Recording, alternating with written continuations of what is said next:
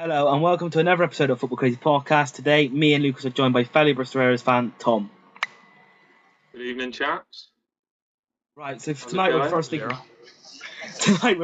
to talk about the Euro 2012 final between Spain and Italy, where Spain absolutely dominated and won 4-0. So first, I'm going to ask you, Tom, what did you think of the final? Yeah, it was a masterclass, really, wasn't it? I mean, before the game, everyone was raving about how Italy. I mean, they performed well against the Germans, but personally, I always knew Spain were going to turn up and flex their muscles, and I was proved right. I just think that their whole team, player for player, is just miles better than any other team I've ever seen personally, and they won it at ease in the end. To be fair. I have to say I agree with Tom, to be honest, because it emerged on Twitter after the game.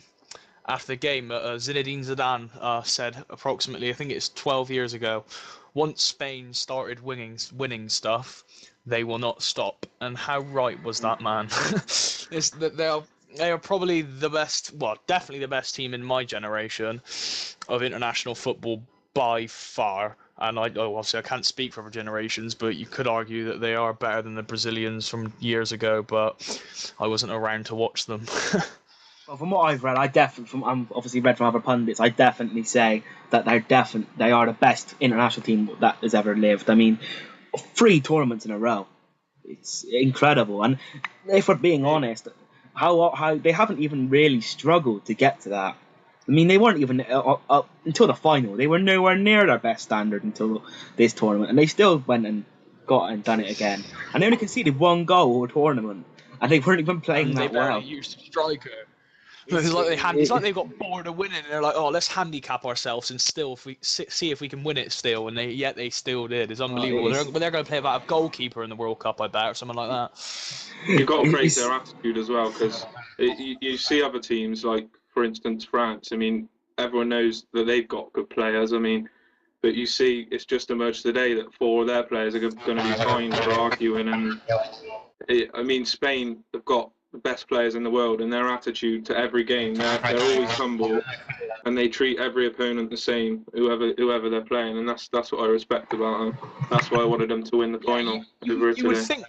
You would think that they might have a bit of a dispute in their camp, because the El Clasico is always so fiercely contested, and there's a decent amount of Barca and Real players in that squad. So yeah. I'm surprised about the amount of unity they got in that team, but I guess that's just professionalism shining through at such a high level.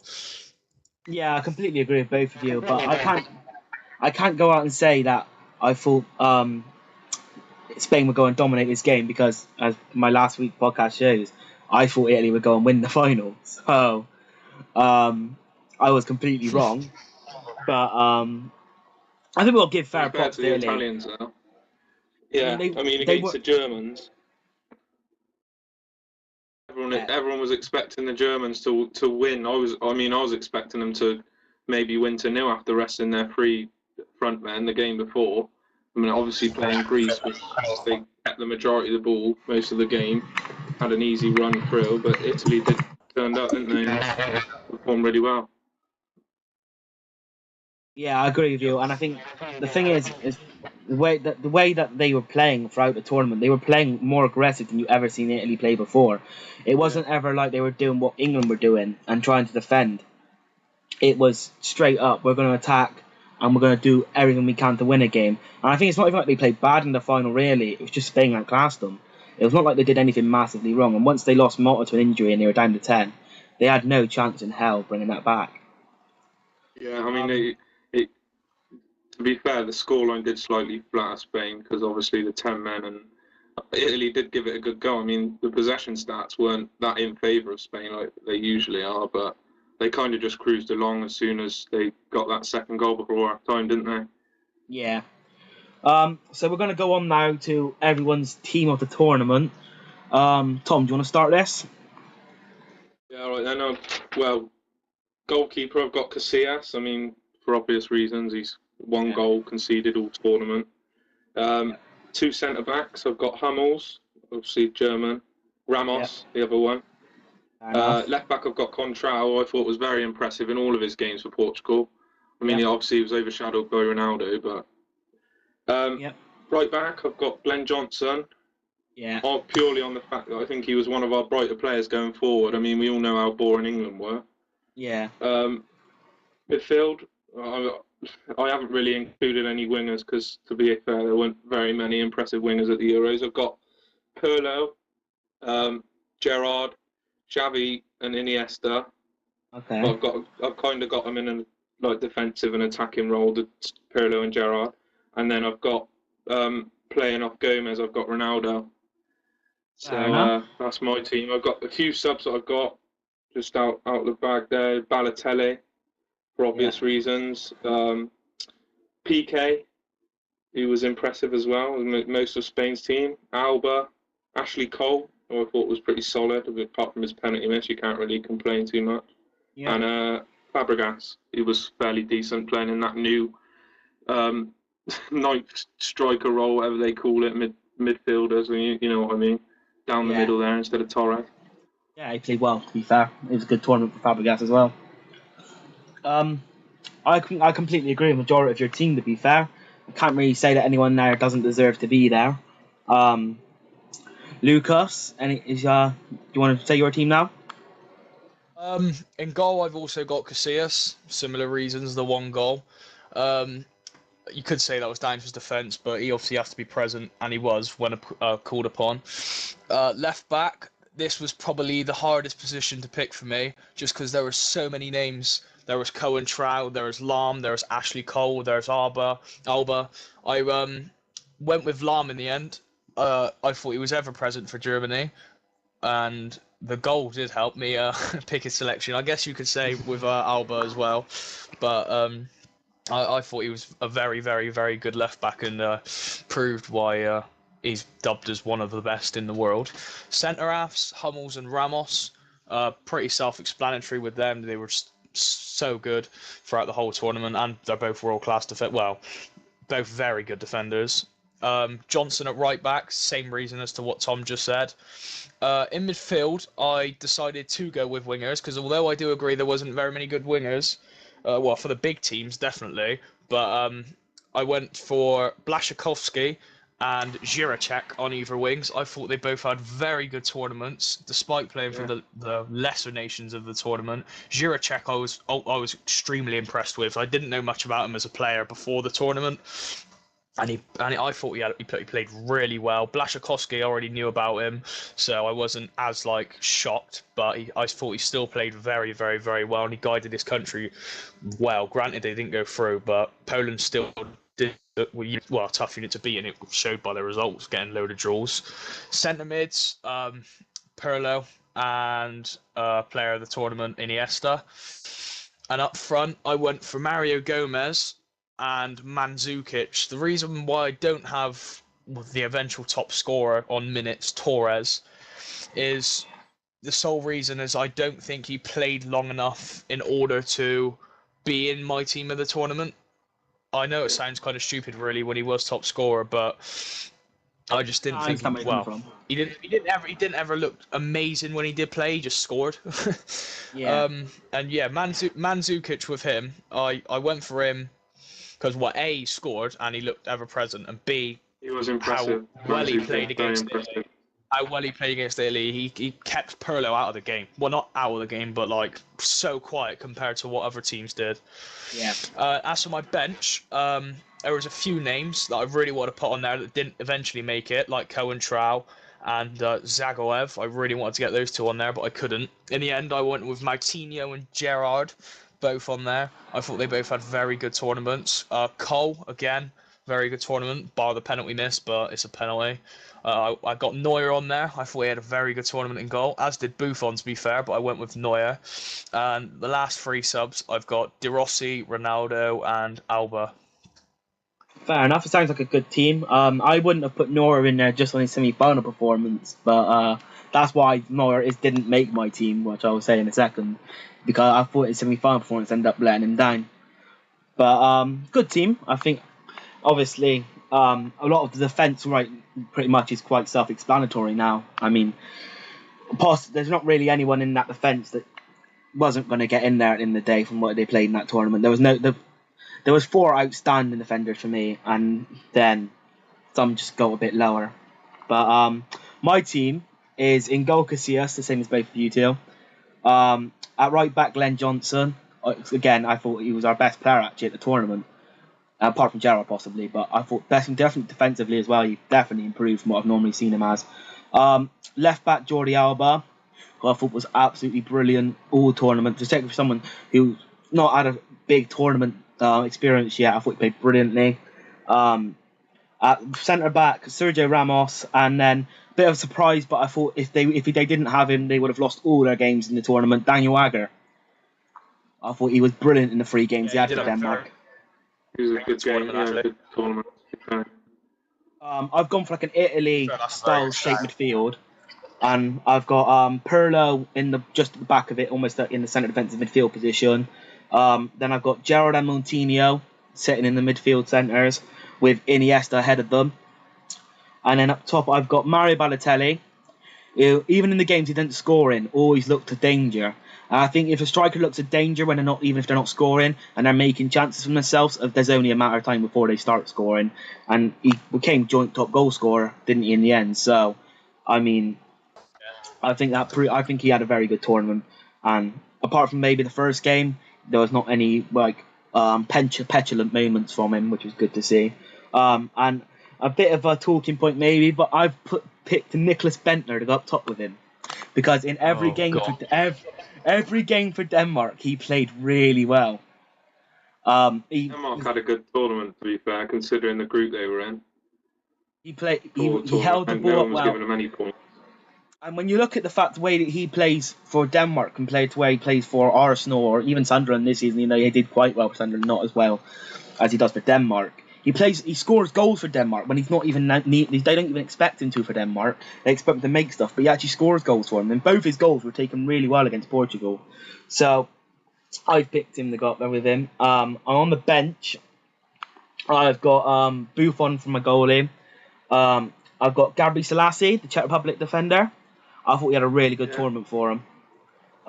Pepe, I thought had a good tournament. I got the Zagoev and Fabregas because, I mean, I think he could have been a contender for player of the tournament had Russia got through the group stage, because he was brilliant. Even when Russia weren't playing well, he was still trying to do everything he could. And my two sort of striker, Ronaldo, can play out front, can play on the wing, and I've got Torres because I think he's the perfect bench player to bring on, actually, because he's always threatening for defences come late on, because he's got pace, he's smart with his running, and apart from maybe the last couple of years not been as prolific, but you'd still expect him to score if he got through. Yeah. So that's my team. I think that's pretty much it for the Euros now. I think everyone picks obviously the best players in their mind. It's just preference really to who goes where. Yeah. I think we should. I think we should probably move on to the Team GB selection, which come out today, and what you guys thought of it. And there was already rumours coming out that Beckham wasn't going to be selected as for Micah Richards, and it did eventually get confirmed. I was just wondering what you guys thought of that, and the other selections, and why some players weren't involved and stuff like that. And anyway, Adam, what do you think? On a sentimental value for it, I'm really disappointed Beckham's not there, because I think at the end of the day, he was a big part of getting the bid to come to Britain. And, I mean, I think it's really harsh not to have him in Team GB. To be honest, I would have, even on footballing reasons, I still think he should have gone. He's still, okay, he's playing in the MLS, but the MLS is getting better in terms of standard of football. And I don't think MLS was the problem as to why he didn't get picked. I think it was he's deteriorating as a player. I don't think he's bad. You could arguably say so is Ryan Giggs and Craig Bellamy. I wouldn't say Giggs is deteriorating as a player, really. He's still playing at extremely high level. Yeah, but Ben, he's not got the pace anymore, which Beckham hasn't got. But Beckham still can cross a ball, ping it straight away. You're telling me if you have a free kick with 30 seconds left to go, you need a goal, you won't want Beckham on it. I mean, I think that. You think he warrants it?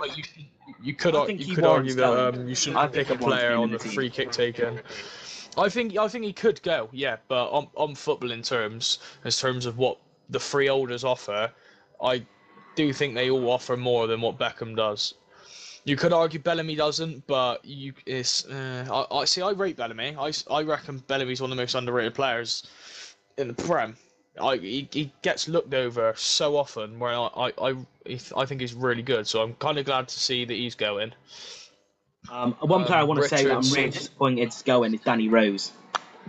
Oh God, don't! Oh, he's terrible. He really is that bad. Granted, he scored a mediocre goal against Arsenal. No, I'm not dubbing it a good goal for the reason being that yes, he done very well to keep it down, but the fact that it was central and if the keeper wasn't on the floor, he would have actually saved it. I can't remember who's in goal at the time. It's probably Almunia, which doesn't make another great case for him because it's Almunia.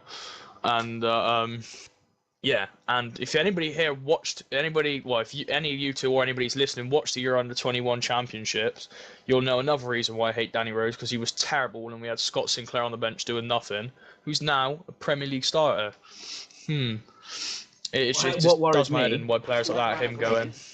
Is that Stuart Pearce does it again, doesn't put Scott Sinclair ahead of Danny Rose at this tournament, because Sinclair's in there again, and if he doesn't, what is his love affair with Danny Rose? I was looking at the squad and I was thinking, with what he's done, it looks like he might be intending to take Danny Rose as a left back, which would that'll do my head. Is Bertrand going? I didn't check to see if Bertrand was going. Bertrand's in there. Yeah, well, that's all right then. Hopefully Bertrand will start over him. And so's Neil Taylor from Swansea. I mean, you've got Danny Rose. We all agree that we don't really rate him, but we also have got some very good players there. I've got Tompkins, player that I really like. I think he's a very good centre back. I'm surprised he's still at West Ham. To be fair, you got Jack Butland, the highly rated goalkeeper, haven't you? He's still at Bristol. Been turned down £6 million bid. It's going to be nice for a lot of people to see him play, because a lot of people wouldn't have seen him and they were a bit dumbfounded as to why he went to the Euros being on loan at Cheltenham. But there's a lot of people are actually going to see, and as we already know how good he is. Yeah, you did, to be fair. But I think we should move on now, because this podcast is getting quite long, really. And move on to AVB going to Spurs. I think that's a very good appointment. I think it's a fantastic appointment. Go on, Tom. Sorry. I mean, people after his time at Chelsea he was only in the job less than 12 months, but what he did at Porto, domestic double and the Europa League in the same year. I mean, to be fair, you could say, it's Porto, they should be winning the league. The league's not that high standard, but for his age and what he's achieved already, I think he's a very good manager. And I just think at Chelsea, there were just question marks over some relationships within the squad, and the respect that the players shown to him. I think age was mentioned a lot. Players like Drogba and whatnot in their 30s, almost the same age as AVB. That was mentioned a lot. And you know what Abramovich is like with his managers. He's quite ruthless. So I think it's a good appointment. But time will tell. I think it's well with him as that. If you see the way he managed at Porto, you would know that one thing he really does is a project of bringing in young players. He goes and makes players. I would say is when he was at Chelsea, he did try and change things around too quickly, and he can't do that at Spurs. He tried to you see what he did with Lampard. He's trying to change personnel too quickly, and you can't do that with an established team that have won things previous years. You need to do it gradually. He was trying to get Lampard out of the squad because he was a deteriorating player. One manager's going to have to do it at one point, get Lampard out of the squad, because he is getting worse as a player as the weeks go on. There's no denying that. He's still a great servant at Chelsea, but he's going to be getting out of that squad sooner or later. And unfortunately, one manager's going to have to do it, and they're going to get slated by the fans. Paul Buckle has to do it with Bristol Rovers, and Stuart he got slated by it. Granted, he was a terrible manager anyway, but he had to bite the bullet. And AVB was trying to do that, and that didn't help his case with the results he was getting. AVB's a good manager, but he needs to be given time. He's not a short-term fix manager, and that's why I think he's very good to go to Tottenham, because Chelsea, they want instant success. They won't wait 2 years for you to get your success. They want it first year. And whereas Tottenham, he's got a bit more pressure off his, a bit less pressure, sorry, and he should do fine. He didn't have the players he wanted at Chelsea with the transfer market, and to be fair, Tottenham do tend to heavily invest in the transfer market. I reckon he can prove to be an absolutely fantastic manager at Tottenham. He's some managers have dubbed him one of the best actual coaches they've worked with, like ever, because he's a fantastic coach. Not just the manager side of it. He knows football so well. It's unbelievable. He's an ultimate tactician. One thing Tottenham didn't have in Harry Redknapp. And I can only sing the guy's praises because I rate him so highly for what he did at Porto. Fair enough. What about Sean Dyche getting sacked by Watford? I think this is incredibly harsh after the season he had last year. Very harsh. Yeah. Extremely harsh. Watford aren't a team that aren't going to be going anywhere fast anytime soon. New owners. But I still can't see it happening. But Zola going there. Is Zola going there? I don't think so personally, but Zola's already got a vocal agreement with them, the owners to go there. Yeah. A bit temperamental that appointment, I think. You know what Zola's like. Yeah, I think it's a bit of a risque appointment, but sacking him I think was just stupid, in my opinion. I don't know why they did it at all. I can't even think of like a stupid reason as to even know I think is dumb and why they might think is a good idea to get rid of him. It just was an absolutely ludicrous sacking. Right. They picked up towards the end of last season as well. Yeah, they did. Same form and that.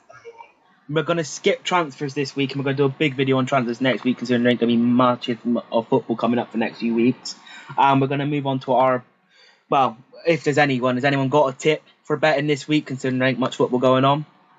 No, but I would put money on England to top their under-19s group, because they really should be. I think at the time we're recording this, they drew with Croatia. I'm not 100% sure on that. I know we equalised at one point. I didn't actually check the score from that afterwards, but they could easily win their group, but that won't be great odds or anything. So not really. But if I had to bet, I'd pick that. What I would say is, for my tip, looking ahead towards the Olympics, just have a look at a few markets on Uruguay. They've got some good players in their squad. Suarez, Cavani, been named in their squad. They're 8-1 to win the whole thing. They're in our group. They're 6-5 to win our group. There's some quite good value on a few markets for Uruguay, so I'd take a look at that, to be fair. See how you get on with that. Okay, and my tip, even though I